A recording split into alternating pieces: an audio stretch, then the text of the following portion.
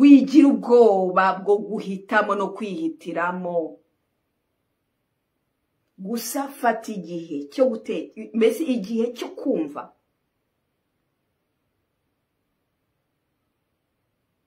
Wihuze no hejuru. Usobanukirwe ibitekerezo ukoreramo.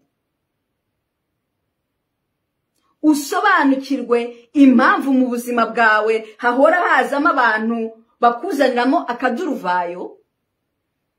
Kuko niba ukurura abantu kuri uyu munota bakuzanira akaduruvayo mu buzima, ni ukuvuga yuko quelque part muri wowe harimo akaduruvayo.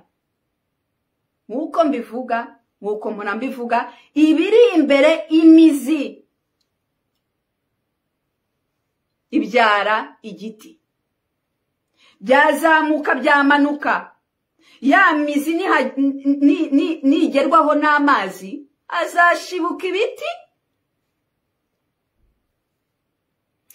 Ubuzima ufite ubungubu, ubuzima ufite ubungubu, uyu munota, ni imbaraga, ni ibindimo byose kuri uyu munota gukora ubuzima afite ubungubu.